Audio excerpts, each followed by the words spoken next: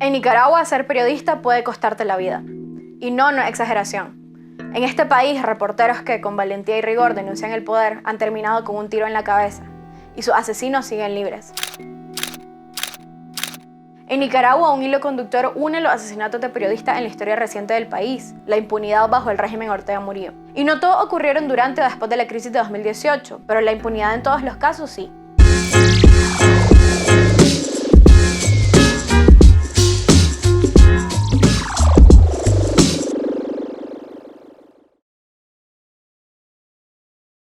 En Nicaragua han asesinado a 5 periodistas por ejercer su labor informativa desde la dictadura somocista. Entre ellos Pedro Joaquín Chamorro, director de La Prensa, a quien sicarios al servicio del dictador Anastasio Somoza ejecutaron el 10 de enero de 1978 en Managua, y el periodista estadounidense Bill Stewart, corresponsal de ABC News, a quien la Guardia Nacional asesinó el 20 de junio de 1979 mientras cubría la guerra de insurrección en el país. Sin embargo, hay 3 casos de la historia reciente de Nicaragua que quizá hayas escuchado, pero aquí te lo explico. El primero es el asesinato de la periodista María José Bravo Sánchez, corresponsal de los diarios La Prensa y Hoy en el departamento de Chontales. La asesinaron el 9 de noviembre de 2004 mientras cubría el proceso electoral de las elecciones municipales. Bravo tenía 26 años y aún no cumplía un año de trabajar en la prensa cuando le tocó cubrir el proceso. Ese día, Bravo se encontraba fuera del centro de cómputos de Juigalpa, en Chontales. Cerca de las 6:30 p.m., una bala le perforó el pecho. Aunque la trasladaron al hospital, llegó sin vida. Eugenio Hernández González, exalcalde de La Ayote y afiliado al Partido Liberal Constitucionalista PLC, le disparó. Según testigo, Hernández acusó a los periodistas de ser los responsables de la derrota de la derecha en las elecciones municipales. Las autoridades capturaron a Hernández en la misma escena del crimen, en una acera cerca donde María José Bravo se ahogó en su sangre. En enero de 2005, un tribunal de jurado lo declaró culpable de asesinato con premeditación. Finalmente, el 28 de enero de 2005, un juzgado de Juigalpa lo condenó a 25 años de cárcel por el asesinato de María José Bravo. A pesar que la condena ya había pasado por todas las instancias judiciales y no cabía en ninguna nueva revisión, Hernández, conocido como el Matón de La Ayote, salió libre el 13 de mayo de 2020 bajo la figura de convivencia familiar en una de las tantas excarcelaciones masivas de presos comunes promovidas por el régimen Ortega Murillo. Lo liberaron junto a 2.814 reos, supuestamente como parte de la celebración del Mes de la Madre nicaragüense. Su condena debía cumplirse el 9 de noviembre de 2029, lo que significa que le perdonaron casi 9 años de prisión. En total solo cumplió 15 años, 5 meses y 29 días en prisión. El segundo caso es el asesinato del periodista sandinista Carlos Guadamuz Portillo, el 10 de febrero de 2004. Un hombre le disparó en el estacionamiento del Canal 23 en la colonia Centroamérica, en Managua, cuando llegaba a grabar su programa de comentarios políticos. El crimen fue casi que televisado en vivo y conmocionó al país por la hazaña. Guadamuz fue miembro del Frente Sandinista de Liberación Nacional, FSLN, y compañero de cárcel y amigo cercano de Daniel Ortega. Tras años de confianza, se convirtió en un fuerte crítico del líder sandinista y otros altos funcionarios, a quienes acusaba de corrupción y no permitir que nuevas figuras se postularan para el cargo de secretario general del Partido Rojinegro. Días antes de su ejecución, Guadamuz advirtió que revelaría información comprometedora sobre Ortega. Nunca se llegó a saber qué, solo que lo balearon a plena luz del día. Cerca de la 1 p.m., Carlos Guadamuz llegó al Canal 23 en la colonia Centroamérica. Lo acompañaba su hijo Selim, quien en ese entonces tenía 16 años. Al bajar de su camioneta, un hombre de unos 40 años sentado en una jardinera se acercó mientras ocultaba un revólver calibre 38 en un periódico y le disparó a quemarropa. El agresor intentó huir disparando contra Selim, pero falló. Al tropezar y caer mientras escapaba, el hijo de Guadamuz y empleados del canal lo sometieron.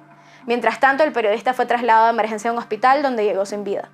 Las autoridades identificaron al atacante como William Hurtado García, un exmiembro de la Seguridad del Estado dirigida en los años 80 por Lenín Serna, uno de los hombres más cercanos a Ortega y muy temido por sus vinculaciones con crímenes políticos durante la Revolución Sandinista. Según testigo, Hurtado había esperado a Guadamuz durante 1 hora antes de atacarlo. Tenía planeado su escape. Vestía 2 juegos de ropa para cambiarse tras el crimen, se dejó crecer la barba para luego afeitarse y evitar el reconocimiento, y un cómplice lo esperaba en una motocicleta en un callejón cercano. Sin embargo, la rápida reacción de Selim, que salió corriendo detrás de él, frustró sus planes. El 20 de febrero de 2004, Hurtado compareció ante los tribunales y se declaró culpable. asumió toda la responsabilidad del asesinato y desvinculó del crimen a Daniel Ortega y al Frente Sandinista, ante las fuertes sospechas que lo señalaban como autores intelectuales del crimen. El 19 de abril de 2004, la jueza Rafaela Urroz lo sentenció a 21 años de prisión, 18 por el asesinato de Guadamuz y 3 años y 6 meses por intento de homicidio contra su hijo Selim. Ortega nunca habló públicamente sobre la muerte de su antiguo amigo, solo hizo una mención indirecta 11 días después, el 21 de febrero de 2004, en un acto de campaña. Ahora intentan manipular muertos para tratar de confundir al pueblo nicaragüense. No les queda más que la manipulación y nada más fácil que manipular a los muertos. Cuando la Comisión de Derechos Humanos de la Asamblea Nacional propuso que organismos internacionales como el FBI o la CIA investigaran el asesinato, Ortega se opuso rotundamente. A pesar de la condena de 21 años, William Hurtado solo cumplió 4 años de cárcel. En 2008, cuando Ortega ya era presidente, Hurtado salió libre bajo régimen de convivencia familiar extraordinaria, bajo la excusa de que enfrentaba una severa crisis de estrés carcelario, que ponía en riesgo su vida. Aunque testigos aseguran que lo vieron bailando en una fiesta 2 semanas después de su salida de la cárcel. Este beneficio generó aún más dudas sobre la verdadera naturaleza del crimen. Hurtado había sido un agente de la seguridad del Estado hasta 1987, cuando supuestamente lo expulsaron por corrupción. También trabajó en los comandos electorales del Frente Sandinista, estructuras destinadas a asegurar la victoria del partido, por las buenas o por las malas. Incluso fue alabado públicamente por el mismo Lenín Serna, quien calificó a Hurtado en una entrevista como un excelente compañero, y sobre Guadamuz se refirió como un traidor.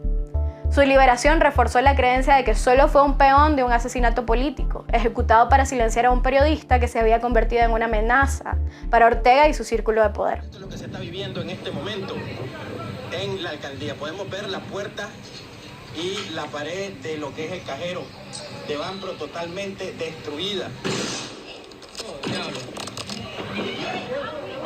¡Ángel! ¡Ángel!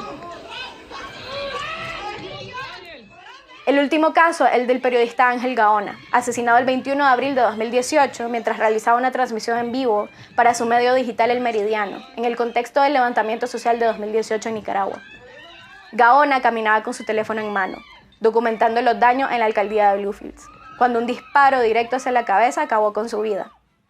En las imágenes se observa a policías cerca del periodista antes del ataque. Su transmisión comenzó a las 6:36 p.m. y se cortó abruptamente con el sonido del disparo. Las personas que lo acompañaban corrieron a auxiliarlo entre gritos de desesperación. Sin embargo, falleció instantáneamente en el lugar. El crimen generó indignación nacional e internacional y se convirtió en un símbolo de la lucha por la libertad de prensa y de los derechos humanos en Nicaragua. A 6 años de su asesinato, los responsables siguen en libertad, gracias a la complicidad de la dictadura sandinista, que nunca realizó una investigación formal sobre el crimen. Fiscalizar el poder no es una opción, es una responsabilidad en cualquier sociedad democrática. Pero en Nicaragua, ejercer periodismo sigue siendo un riesgo que puede costar la vida. El asesinato de periodistas no solo ataca la libertad de prensa, sino que evidencia la impunidad que impera en el país ante la violencia política. Sin justicia para estos crímenes, el poder sigue actuando sin consecuencias y la censura se impone con miedo. Mientras los responsables no rindan cuentas, el mensaje es claro. En Nicaragua, denunciar la corrupción y los abusos sigue siendo una sentencia de muerte, con pocas probabilidades que se haga justicia. Recuerden que estamos buscando cómplices para informar, así que si están interesados en apoyar el periodismo independiente en la región, pueden visitar divergentes.com/cómplices.